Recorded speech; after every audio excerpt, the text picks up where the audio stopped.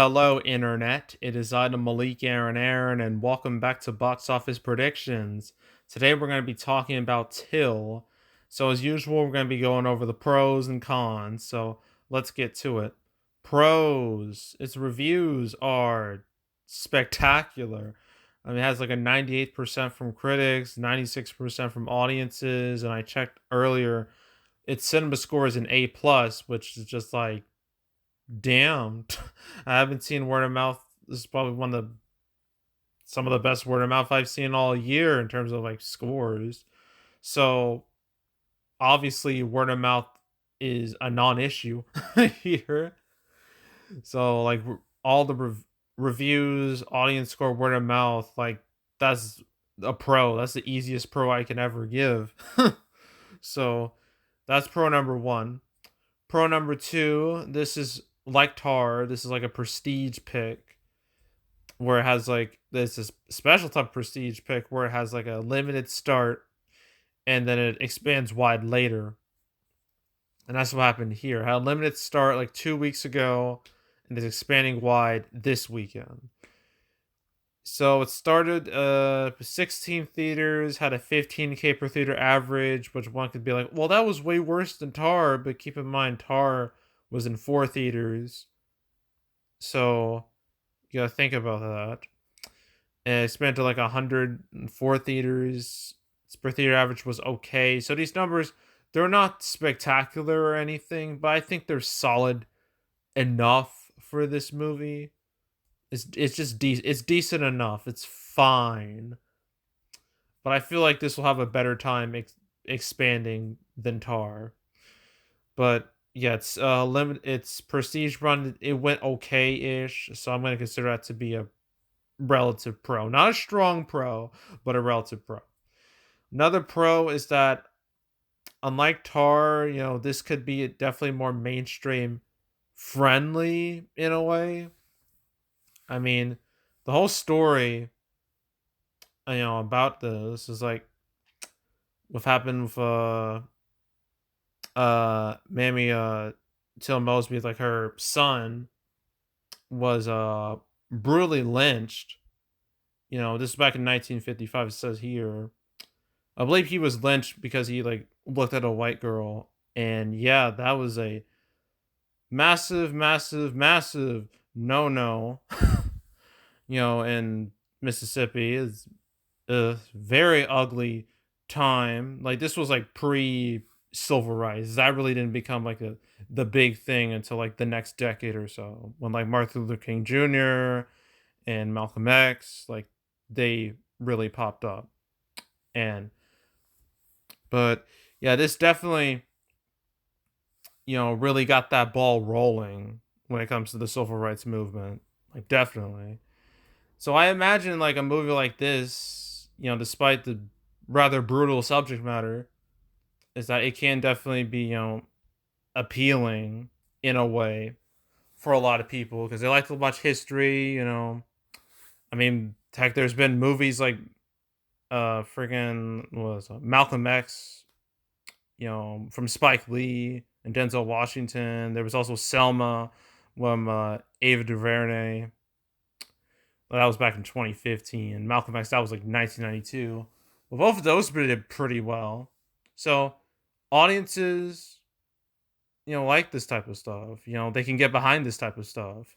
So I would consider that to be, a pro, what this movie is. You know, and also I'm trying to think of like other movies. I think The Help too is kind of like in the same general ballpark of like what the particular audience for this movie, like what they like. So I consider that to be a pro. Okay, cons. One big con is that the big one of the primary audiences that haven't really shown up in full force, like full power yet, has been black audiences. Okay, there's plenty of examples that support that. I mean, last year we had Respect, the Aretha Franklin movie, and that did not land. That did terrible, objectively. it did bad theatrically, and since then it's been like kind of quiet. We haven't had like too many movies that kind of focus on like that demographic, particularly the older female black audience demographic. We did have Woman King last month, and that merely did okay. It could have done better, but it didn't do terrible, but it could have done better. So that's kind of like a sign that maybe the audience isn't quite as back as Hollywood probably hoped they'd be. So, yeah, that could spell a bit of doom for Till. But, we have Black Panther Wakanda Forever, and I imagine that's going to be a big, big deal.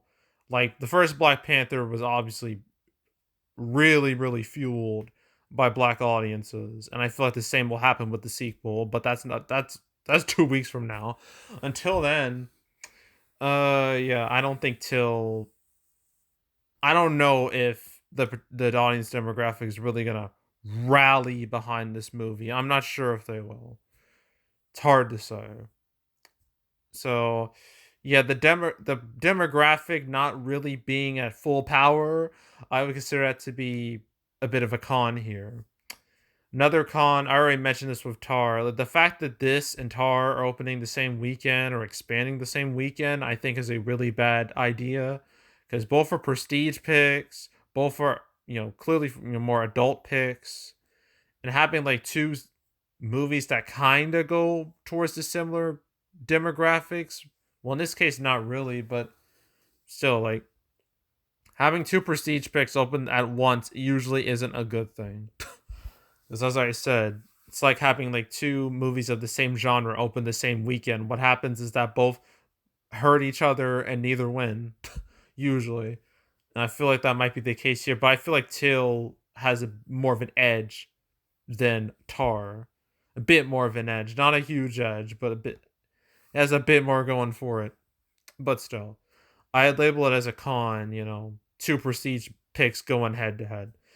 Another con is again last weekend of October is historically slow. Nothing happens because Hollywood decides to put all the important movies at the beginning of the month, maybe one important movie in the middle of the month, and they just give up entirely the end of October. That's usually how things go. And this year is no exception at all.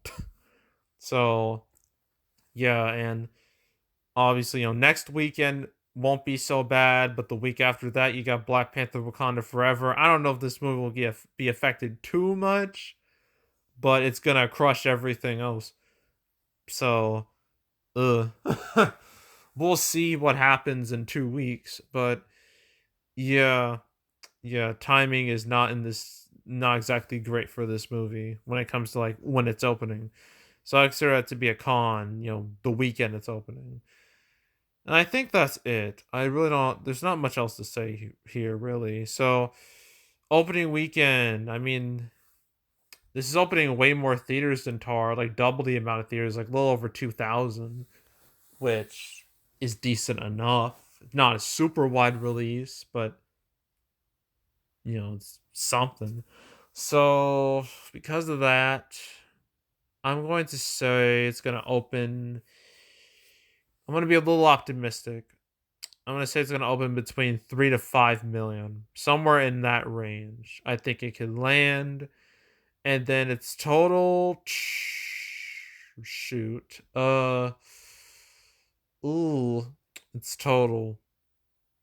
Again, I really suck when it comes to predicting limited releases going wide. Terrible at it. But I'm gonna say I don't know, 10 to 15 million total. I think that can happen. I think that's achievable. We'll see. And that's pretty much it. And that's it for October. Yay, we're done. God. Ugh. At this point, I kind of I'm just waiting for 2022 to be over because it's been like such a come down from like summer. Like summer was exciting. Hell, even April was exciting. But ever since like Bullet Train, things have just been so dry. I mean, sure, we've had some hits here and there, but overall things have just been it's been a real downer. And this weekend hasn't really is definitely not changing that. And the next weekend's not changing that either. Because next week we have two movies to talk about. We got Armageddon Time, which is another like prestige pick. And we got another anime movie, One Piece film Red. That should do well, realistically, considering how other anime movies have done. But yeah, that's gonna be a dry weekend. But then the week after that, we finally have an important movie to talk about. Black Panther: Wakanda Forever. We got a lot to discuss regarding that. A whole lot to discuss. So stay tuned. But yeah, yeah.